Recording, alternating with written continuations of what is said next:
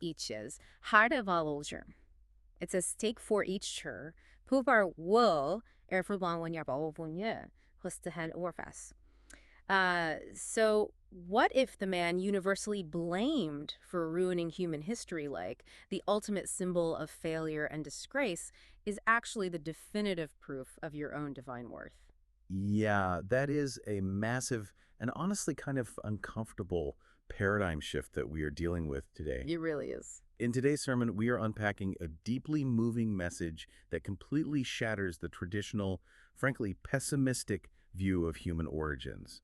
I mean, it forces us to look at Adam not as this cautionary tale of sin, but as the foundational evidence that every single human being shares an unbroken divine identity. And, to understand how the preacher arrives at such a radical idea, we first have to look at the mindset he brings to ancient texts. Right? His whole approach. Exactly. He opens with this story about watching a television interview with a young Japanese pianist in his 20s. This young guy lives in Germany, he plays concerts all over the world, and he specializes almost entirely in Mozart. Just Mozart, yeah. Right. And when the interviewer asks him about the reality of his rigorous, repetitive daily practice routine, the pianist says something really striking. He admits that he is moved by the music every single day. Which is a profound statement about attention and awe, really. Imagine playing the exact same scales, the exact same sonatas, day in and day out since you were, 3 years old? Yeah, literally decades of it. To still find yourself emotionally overwhelmed by a piece of music you've played 1,000 times, that requires a very specific, intentional posture of openness. You have to actively refuse to let familiarity breed contempt. Exactly. And listening to today's sermon, you realize the preacher is treating the Bible exactly like that Mozart piece. It's like listening to a song you know by heart, right? A song you've heard on the radio for years. Oh, I love this analogy. But then, one day, you put on a really high-quality pair of headphones, and suddenly you catch this complex, beautiful bass line that you never even knew was there. It completely changes how you experience the entire track. It gives it a whole new depth. Right. And that is the exact energy the preacher applies to what most people consider the absolute driest part of any historical text, the genealogies. Oh, yeah. Genealogies are usually where readers just, they simply give up. Total snooze fest for most people. Right. It's just a massive wall of unfamiliar names. But the preacher asks us to pay close attention to a structural difference between the Gospel of Matthew and the Gospel of Luke. Okay, break that down for us. So Matthew traces the lineage of Jesus forward.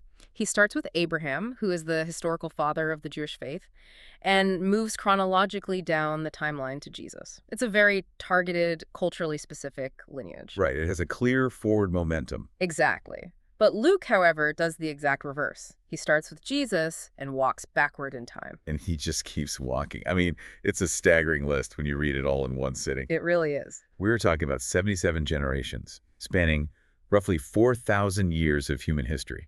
It is a massive, unrelenting chain of humanity.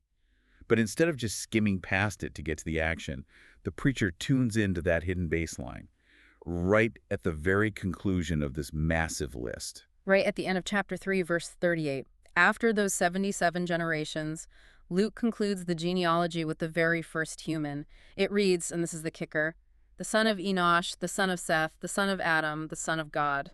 Okay, I have to stop right there and push back on behalf of anyone listening who has, even a passing familiarity with the Sunday school version of this story. I figured you might. Adam, the son of God. I mean, Adam's entire historical brand is failure. He's the guy who gets deceived, eats the forbidden fruit, and basically gets humanity evicted from paradise. The fall of man. Literally the fall of man. How can someone defined entirely by that colossal, world-breaking mistake be given the title Son of God? And that exact tension is what makes this sermon so compelling. The natural instinct is to assume the author just, made a theological typo. Just a slip of the pen. Right. But we have to look at who Luke was and how he operated. In the prologue to his gospel, Luke explicitly addresses a man named Theophilus. Who was he?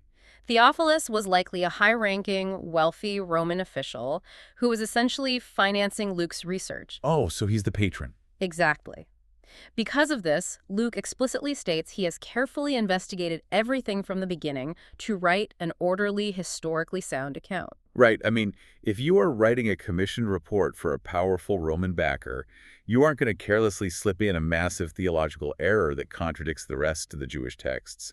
You are checking your sources. Precisely. It is spoken in today's sermon that Luke deliberately and under the guidance of the Spirit wrote the Son of God. It was an intentional, meticulously chosen declaration. Okay, I will concede that it wasn't a typo. But logically, I'm still stuck on the mechanics of this. How does a deliberate rebellion, an act that literally introduces sin into the world, not immediately disqualify him from that title? That's a fair question. You can't just brush the fall of man under the rug. Yeah. Well, you don't brush it under the rug. You look at how Luke structurally resolves it. And he resolves it by sandwiching this genealogy between two massive definitive events in the life of Jesus. Okay, what's the first one? Right before the genealogy, Jesus is baptized in the Jordan River. The heavens open, the Spirit descends, and God's voice declares, "You are my beloved Son." So Jesus's ultimate divine sonship is publicly established. Right, and then immediately after the genealogy, we get the temptation in the wilderness. Exactly. Jesus goes out into the desolate wilderness and faces the devil, the very same entity that deceived Adam in the garden. Oh, wow. The parallels there. Yeah. But where Adam, the first human, failed in a lush paradise, Jesus succeeds in a barren wasteland. In theology, Jesus is often referred to as the second Adam. Meaning he acts as a representative head for all of humanity. You got it. On passing the test that Adam failed, Jesus proves something vital. He proves that the original blueprint of humanity, that divine sonship, was never actually destroyed by Adam's failure. It was just dormant. Yes. It was blinded by sin, but the core identity remained completely intact. That completely changes the framing. And it ties perfectly into what Jesus does immediately after returning from the wilderness. He goes into the synagogue, opens the scroll of Isaiah, and announces that he has come to proclaim recovery of sight for the blind. Opening their eyes. Exactly. So by acting as the successful representative, Jesus is actively opening our eyes to the fact that Adam's foundational DNA as a child of God was never overwritten. A monumental failure does not change your absolute origin. That is the crucial takeaway right there. You are a child of God by origin, not by your daily performance. That is incredibly freeing. It really is. But to understand what actually makes Adam a son, rather than just, a highly evolved biological organism, the preacher takes us back to the original source code, the book of Genesis. And this is where the preacher points out a fascinating textual contrast between Genesis chapter 1 and Genesis chapter 2.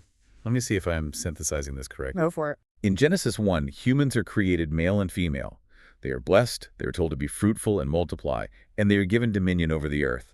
But reading it, it sounds almost like a purely biological mandate. Right. Very functional. Yeah. There are no names mentioned, and there is no mention of a soul or any divine breath. It reads like instructions for species propagation. You've hit the nail on the head. Genesis 1 gives us the broad strokes of the biological imperative. But when the text transitions to Genesis 2, the narrative lens zooms in tightly on the specific mechanism of human creation. It gets personal. Very personal.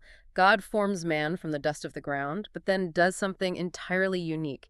He breathes the breath of life directly into his nostrils. So the man becomes a living, spiritual being. Yeah. Not just a biological entity functioning on pure instinct. Exactly. And it's at this precise moment of receiving the breath of life that God gives him a specific identity. He gives him a name, Adam. Wow. And subsequently, Adam names Eve. This is where a different analogy really clicks into place for me. Let's think of it like software, okay? Okay, I like where this is going. Having a name in this context isn't just a convenient label so people can get your attention across a room. In this theological framework, your name is the source code. It is the tangible evidence of that breath of life. It's the divine fingerprint. Yes, beautifully put. If we look back at Luke's genealogy, those 77 generations spanning 4,000 years, every single person on that list has a name. And if possessing a name is inextricably linked to receiving the breath of life, Then every single person with a name is a child of God. mind-blowing. That is the profound theological equation the preacher wants us to grasp. Your name is the unbroken proof of your lineage going all the way back to that first breath. It's universal. It is. It is spoken in today's sermon that this truth applies directly to you, the person listening right now. You have a name, therefore you carry the breath of the Creator. Your status as a child of God is hardwired into your very existence, completely regardless of your successes or your failures. Man, when you fully internalize that concept, that every single person walking around with a name carries the exact same divine breath, it absolutely forces you to change how you treat the people around you. It has to. It ceases to be abstract theology and becomes an immediate practical demand.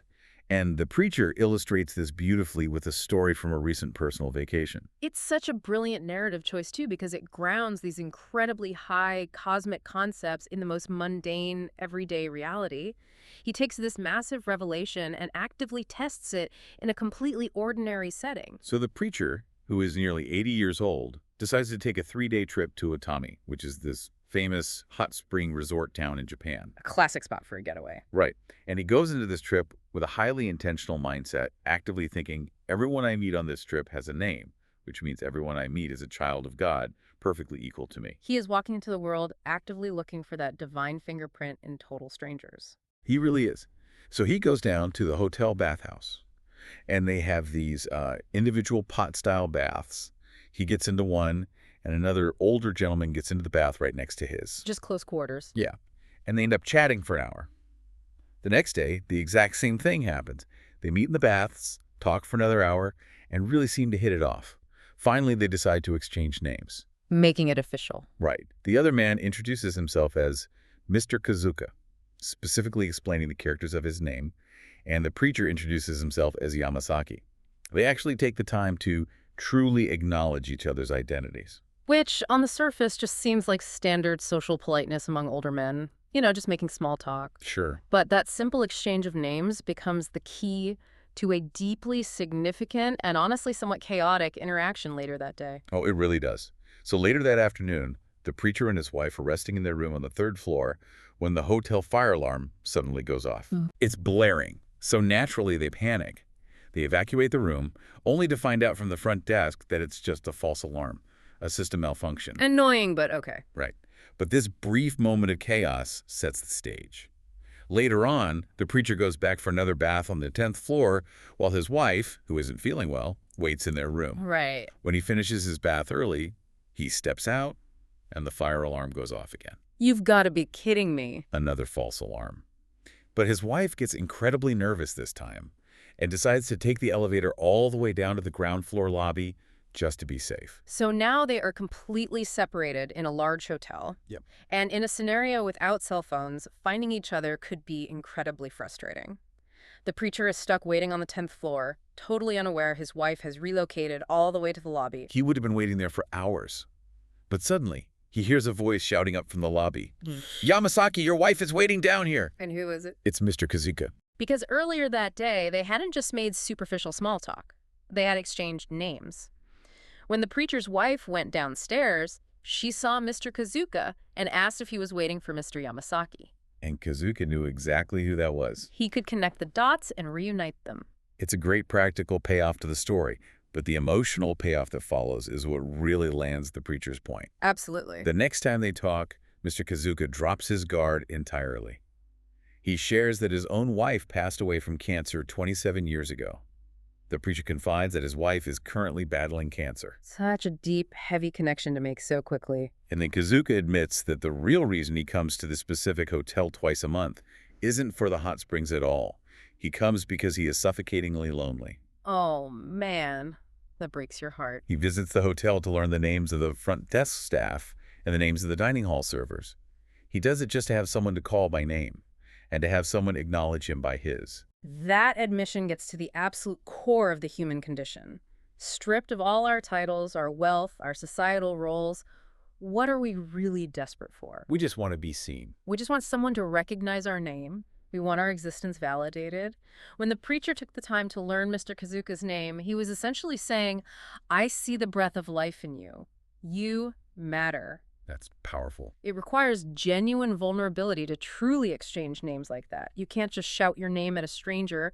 It requires a willingness to be known. That vulnerability completely shattered the wall between two total strangers in a bathhouse.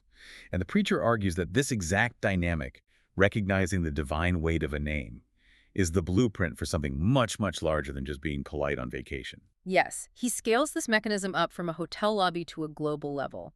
To do this, he brings in Paul's letter to the Ephesians, chapter 1. Let's dive into that. This is where the theology gets incredibly profound. Ephesians states that we were predestined for adoption as God's children before the foundation of the world.